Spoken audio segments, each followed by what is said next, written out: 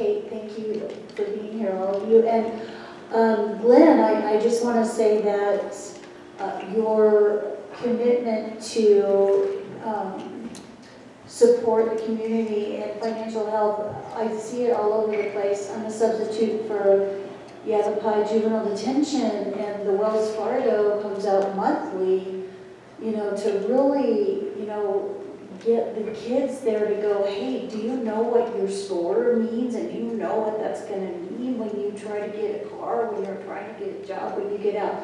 So I just want to, mainly it's not a question, it's just a shout out for thank you for using what you know and, you know, giving that to the community in so many ways to help them in their success.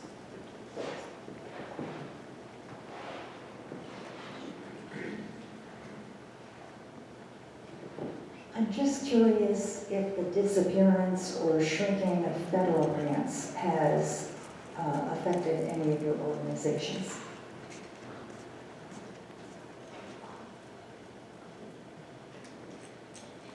So we don't take federal funding. However, yes is the answer, because a lot of agencies that do take federal funding and they rely on those revenue streams are now looking at the funding that I take and are going, well, I'm now going to apply for that grant as well.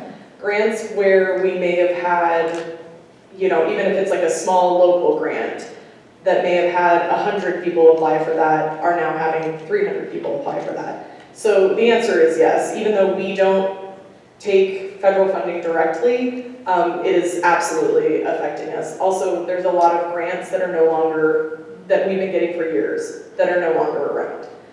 So there, yes is the answer all around. She basically said what I was going to say. It's okay, it's okay. Yeah, we don't take any federal money.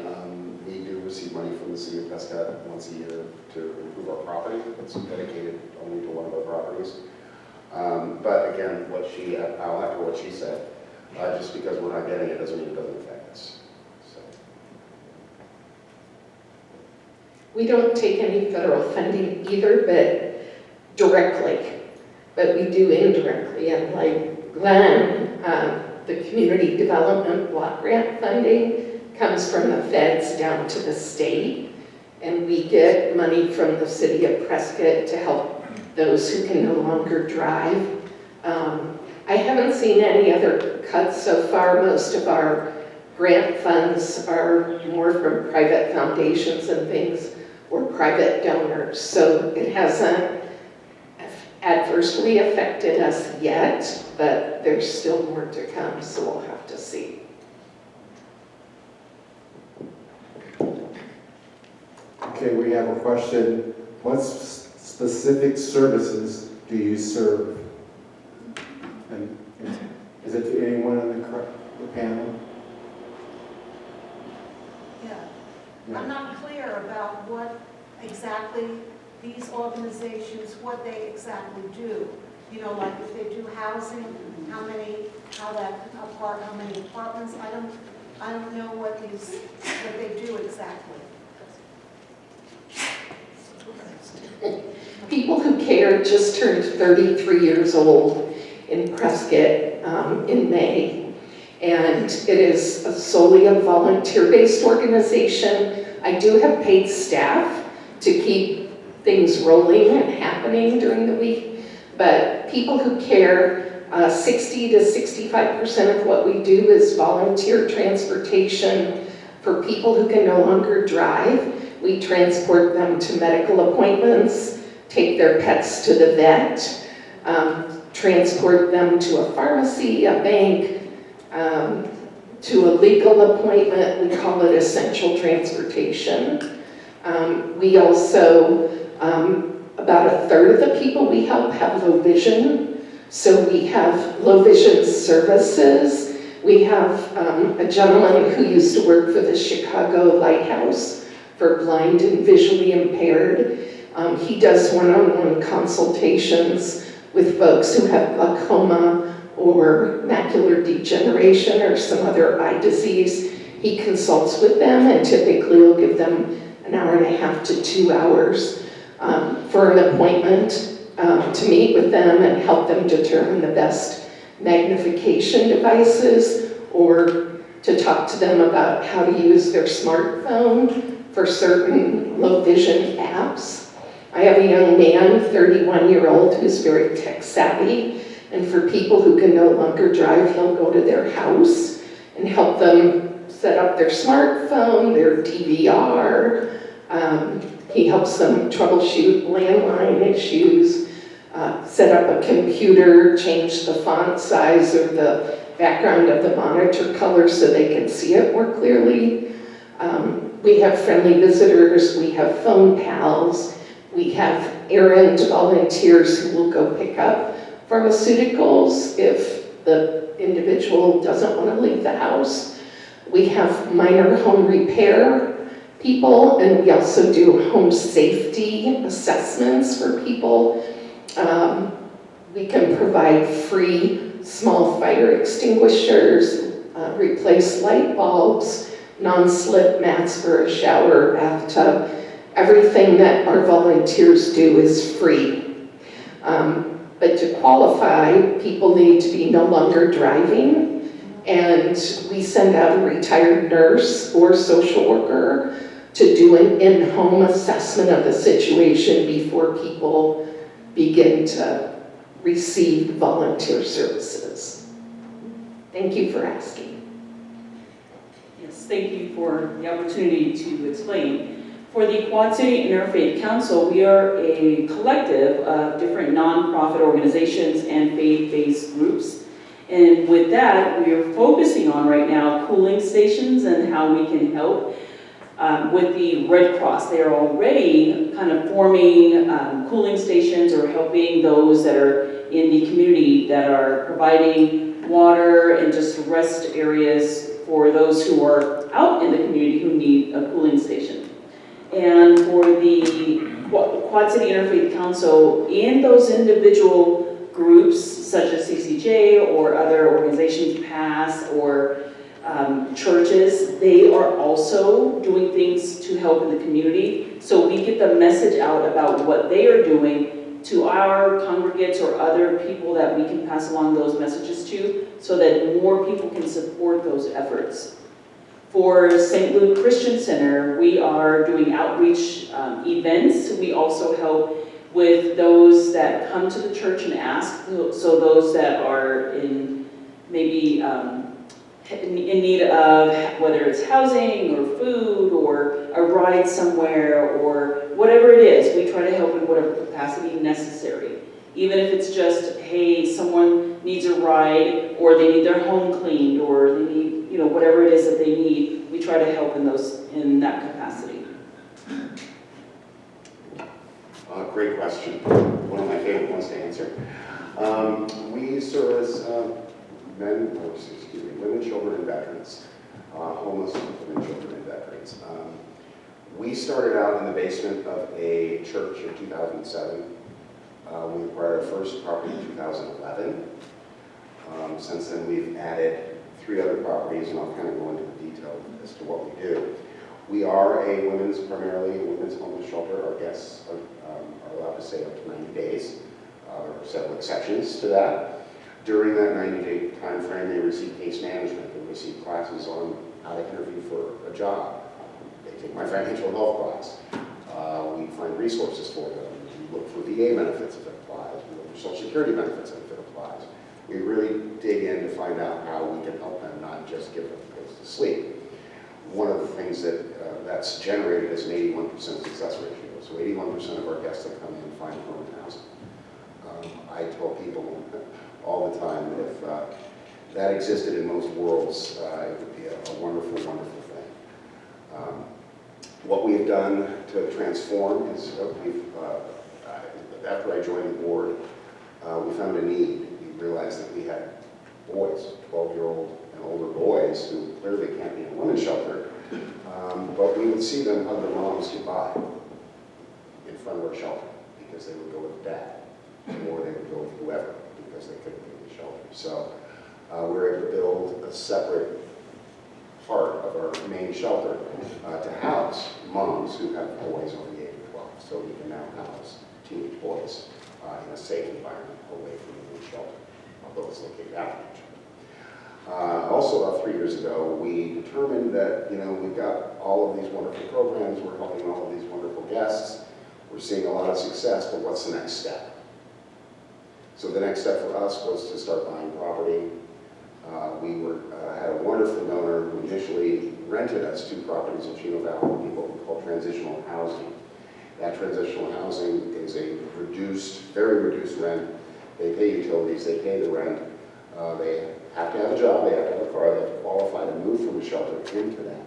Most of the ladies and stay there up to about 6 months, sometimes longer, where they have moved into permanent housing. Sometimes they're there 3 weeks and have already found permanent housing. So it's a great landing spot for folks to be able to go in and say, I am paying rent, I am contributing to society, I do have a job, I do have a way out of this crisis. But on top of that, they also have the support of the past, and they also have a case manager who is there to talk to them during that journey of paying their own rent for the first time in a while, paying their own bills and moving forward. Again, we've seen great success. One of the things we did with our fourplex that I thought was great, because there were 4 individual apartments after we remodeled them. They're both 2-bedroom apartments that were completely remodeled, they're beautiful. We rent them for $700 a month. So if you guys have any idea of what that impact that would be to somebody who's trying to get out of homelessness, you can see what a big impact that is. Most of our ladies actually share Whitesville, or they have kids, or whatever that happens to look like. We also partner with other nonprofits in the community to place people directly into that fourplex who may not have been guests in past. I mentioned that gentleman with his children earlier. He was not somebody who was with past. We found a need. He was referred to us, I believe, by Catholic Charities. We found a need that we could fit. We found a need, a solution for his need. And as it evolved, you've heard the story. It's a wonderful end. And we have, like I said, we have an 81% success rate right now. And I really, really believe that is due to the commitment of our volunteers and commitment of our board, and most importantly, the commitment of our staff. So that's a little bit about PASS. Again, if you get to spend your tax credit next year, let's get your results. So the Coalition for Compassion and Justice is a 23-year-old nonprofit who started here in Prescott. Our mission is to end and prevent homelessness, and we do that through our 5 programs. Usually the first door that our clients will come into is our emergency shelter. So we are the only low barrier emergency shelter in this area. I believe the only other one is in Cottonwood. When I say low barrier, I mean that you can come in right off the street, you can be dropped off by police, a friend, a concerned citizen. You do not have to be sober to enter our shelter. I get a lot of questions as to why I would enable people to use drugs and alcohol. Well, first of all, you can't use drugs or alcohol on my property. That's illegal. Secondly, there's not been very many people who have been stone cold sober who have said, I'm gonna quit drinking today. So we really depend on our clients coming to us when sometimes they have hit rock bottom, and we can help them get into treatment. Our motto for shelter is come as you are, not as we think you should be. As long as you can maintain and that you are not a danger to yourself or others, then you can come into our shelter. Justice is in our name. So if we value the health of our community over the health of an individual. So if I have one person who can't maintain, they are very politely asked to leave. Or as my shelter supervisor would say, she invites them to leave. So that's really our first door. From there, we have an advocacy program, which is basically our version of case managers. It's kind of, the same thing as PASS. That's where the real work begins. We can help folks get into treatment, receive mental health services. We can help with disability claims, food, SNAP benefits, WIC benefits, and in order to access our advocacy department, you do not have to stay in our shelter. Anyone can come in and see a case manager for any of those needs. We also really we prepare people to be housed. If you don't have an ID, you don't have a birth certificate, you don't have a social security card, you don't have a phone, we help them get all of those things so that they really, when that housing comes up, they're ready to go. We also have a home repair program. We primarily help build ramps for folks who cannot get into their homes or they have become wheelchair bound. So we can build ramps for people who just need a ramp. We actually just recently had a gentleman who was in his late 80s. he had to use 2 wheelchairs, one on the bottom of the landing and one on the top of the landing just to get into his home. So we built him a 40-foot ramp that would actually get him into his home. Unfortunately, he did pass about 6 months later, but he passed in his home, and it was a very, we restored dignity to him. So we do have a minor home repair program. We also have a thrift store at 531 Madison. It is the best thrift store in the area. Yes, I am biased, but also many other people have told me that. We have a thrift store which is not just an income stream, that also has a voucher program. Anyone who needs anything, I don't care if you need a dresser or if you need a pair of pants, if you can't afford it, I give it to you. So anything that is donated actually goes right back into the community. Our clients that stay in our shelter sometimes only come to us with the clothes on their back. A lot of times those clothes are very soiled, and one of our main goals is to restore dignity in folks that have been told that they are literally the scum of the earth. So we give them new clothes, and if someone moves into a new home and they can't afford household items, we can give all of that to them on a voucher. And then our biggest program is what we call our second chance housing program. We are what we call compassionate property owners. So if you have an eviction on your record, a conviction on your record, as long as that conviction is not a sex crime or it is not, you punched an executive director in the face last week, we really, having a conviction is not going to keep you from renting from us. What we really like to do in our second chance housing is we offer financial classes, and we really show our tenants how to be good tenants so that once they leave our housing, which our housing can be transitional or it can be permanent, it's really up to whatever the client needs, that they know how to be a good tenant in their next adventure or next home or next apartment or wherever they decide to go. Our second chance housing really comprises of different types of housing. When we started to really shift our focus, we asked our clients, what kind of housing would you like to live in? Would you rather be in an apartment, a tiny home? Would you rather have an RV, something on wheels? So we actually have different types of housing. Everything from a tiny home, which we don't call it a tiny home because the city doesn't like that. We call them cottages, but they're tiny homes, which starts at $350 a month. The incremental growth we think is really important. So you go from paying $3 a night in shelter to having a cottage, which is $350 a month, to maybe renting a room in one of our single family homes, which goes up to about $450 a month, all the way to RVs, mobile homes, manufactured homes, which is topped out at $750 a month. So really that incremental growth, we don't think that it's realistic to go from paying $3 a night in a shelter to now you're paying $1,500 a month for an apartment. So we really believe in that incremental growth. We currently own and operate 25 units of affordable housing here in Prescott, which are all full right now. And then our biggest and newest community is out in Chino Valley called Paloma Village. We have 4 acres of land, and we will have 25 manufactured homes all under market rate, with 1 bedrooms, 2 bedrooms, and 3 bedroom options. That is a $5 million project, so that funding drying up is really terrible timing. However, again, we also are a tax credit, just like the rest of us up here. So, but yeah, that's really our main focus right now is housing, because housing is how you end homelessness. And we are also located at 531 Madison. If anyone wants to come in and learn more and shop. The Launchpad has been around. I've been in Prescott since I was born, and I have been going to the Launchpad for many, many years. When I was in 5th grade, I think that was, or maybe 4th grade, that was my first introduction to the Launchpad. I was not a teen yet, but I received one of their Planet grants, and it was, so that's one of the things that they used to offer was grants for young people to have an idea of something that they wanted to do, and they gave a little bit of money for as like a startup project. Then they've moved locations and now have a really beautiful spot off of 6th Street. There are rooms in there. The main thing that the Launchpad does is offer drop-in services for students after school. So it's a space for teens to hang out after school, because in Prescott, as a teen or as someone who grew up here, there's not a lot of places where you can hang out for free. You're often expected to pay money if you go somewhere, and there's not a lot of spots to just be yourself.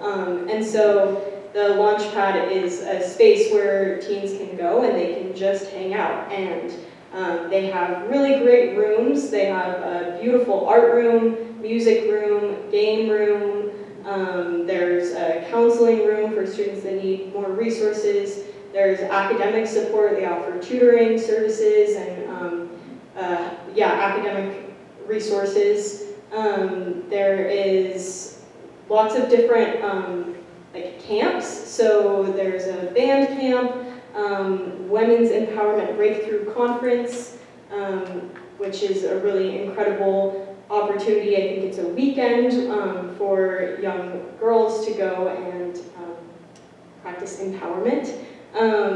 They take teens to the Grand Canyon and do a river trip. There's just lots of opportunities for teens to get involved in entertainment activities and opportunities for them to take care of their health and wellness. And yeah, it's an incredible organization. And a restaurant. Yes, there's a cafe. Teens are hired and they work at the Moon Cafe, which serves coffee and food. The next question is not directed at anyone, so anyone can answer it if they wish. Juneteenth celebration is a seminal event in American diversity. Is there any political pressure against DEI, diversity, equity, and inclusion, that is impacting your organization? Anyone? CCJ has been very vocal about our DEI statement that we not only stand by, but we live every single day. I've had many people be very upset that we have an all-gender bathroom. My response to that is, if that's what you're upset about today, then you're living a pretty good life.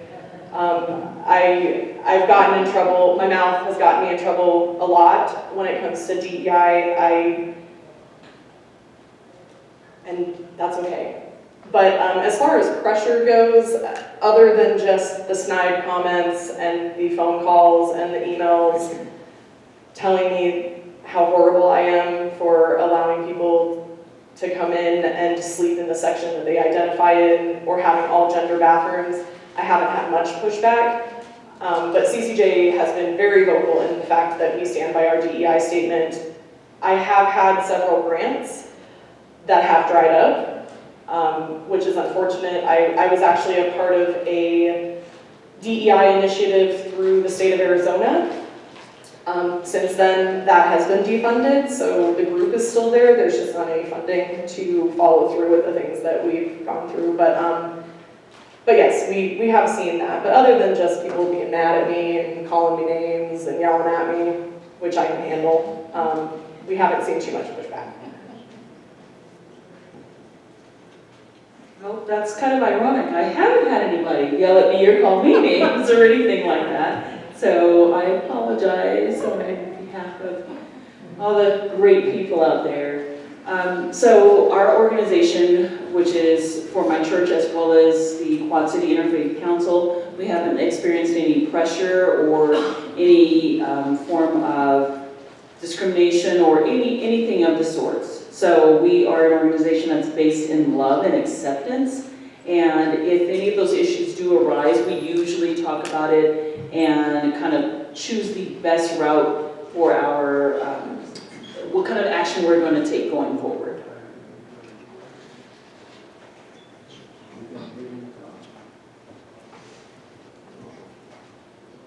The Launchpad has been an incredible space for LGBTQ youth in this area, and it is a safe space for those teens, and I feel like that is very important.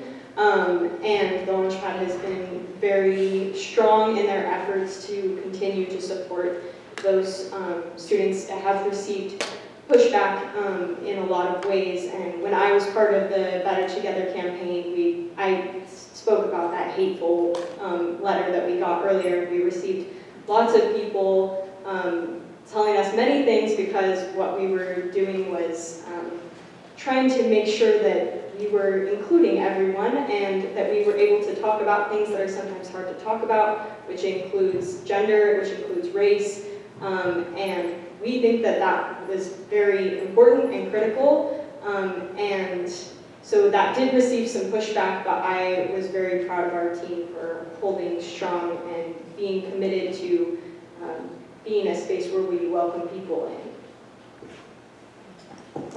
Okay, are there any other questions? I have a question. Sedona, as an organization that serves young people, do you guys face or have an opportunity or have a need to assist young people that are aging out of the foster system? That is a really good question. I don't believe that I'm the best person to answer that. Courtney Osterfeld is the executive director, and she would be a really good person to talk to about that. I know that it is a space for all teens, and they provide lots of services, so if you are a teenager, you are welcome at the Launchpad.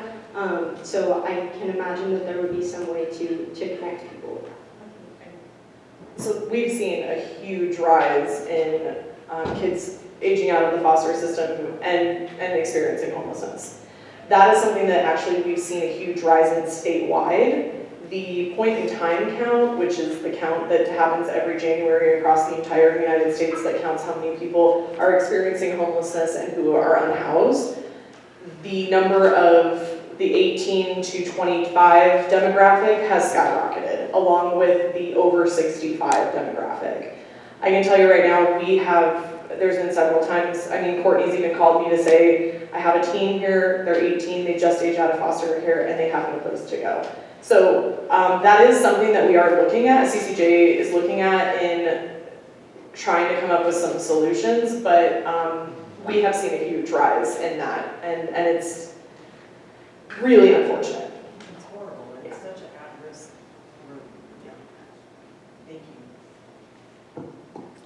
Okay, this next section, we assign questions to each panelist, but is there a question that another panelist had that you wish that you had?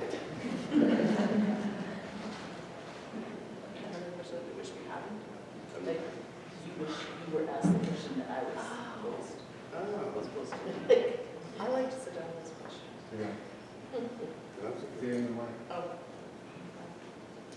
I actually really like Sedona's question, which was, with so many issues going on, how do you focus? And that's really difficult, especially when you're looking at the amount of people who are experiencing homelessness and that demographic does change. We literally just 2 seconds ago were talking about this, that half of CCJ's shelter on any given night is either full-time, part-time, or multiple jobs. They're employed. And the other half of the shelter is over 65 and disabled.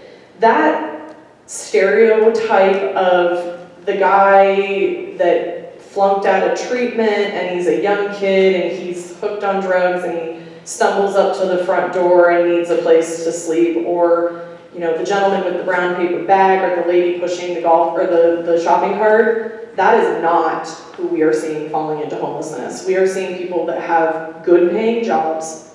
We are seeing families with double incomes. And the problem with that is that when you're receiving any sort of subsidy through the government or wherever, if you get a promotion at work, if you get a raise at work, if you get more hours at work, you now have to choose between making money for your family or the help that you're receiving from the government. That means you have to now choose between housing or making more money. At CCJ, I couldn't stomach that. I turned down $3 million in funding for our Paloma Village project because that's exactly what they wanted me to do. I was talking to a lady in her 70s yesterday. She got a part-time job working in, I can't remember where she was working, but it was a grant. She only got the job because there was a grant and the company had gotten a grant. She's on Social Security. She started making a little bit more money and got a letter saying that her Social Security would be completely taken away because she now makes over the amount of money that she can. I had a single mom of 4. She was $4 over the income limit to get food stamps, and she's experiencing homelessness. So the system is very much created to keep poor people poor, and when you hear the thing, well, nobody wants to work anymore. Well, I'd be scared to death to get more hours at work if I knew I was going to get kicked out of my house. So it's hard to focus on things when there's just so much. So what I always tell my team and what we always look at is we want to, obviously, the first most immediate need, let's answer that. And then we can look at everything else. So we really try to focus on what the most immediate need is and then what the future looks like. But it can become extremely overwhelming when you look at how many issues that we have across the board.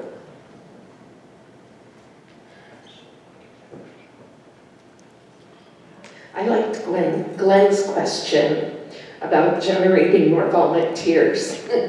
People who care, as I mentioned, is all volunteer-based services. So we need people who are willing to transport people to their medical appointment or whatever. We can't transport wheelchairs because our volunteers use their own vehicles. But if the person is able to transfer from their own wheelchair into a vehicle, our volunteers can transport them.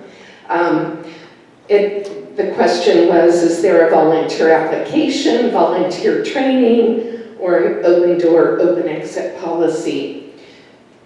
At People Who Care, we say, do what you can, when you can. There's no minimum number of hours, no minimum number of days per week or per month. We know that this is a retirement community and people go on cruises and travel worldwide, and we're all okay with that. You just let us know when you're going to be out of the country, give us the dates of travel, we mark that in our database, and therefore we don't bother you while you're on vacation. We have a hard copy volunteer application, or you can go to our website, which is peoplewhocareaz.org. Complete the application online. It gets submitted to my program manager's inbox. We do a once-a-month volunteer orientation that occurred earlier this afternoon. It's about 2 hours. There's a volunteer manual that you get with all of our guidelines. We review all of that with you. We have photo ID name badges that are given to the volunteers, and we ask them to wear those each time they're volunteering. We reimburse for mileage. We're able to do that due to a generous grant from the Arizona Department of Transportation. So we reimburse our volunteers for mileage if that's what they want or need at 70 cents per mile, and that's on a monthly basis. We also fingerprint all of our volunteers because some of the folks that we help are either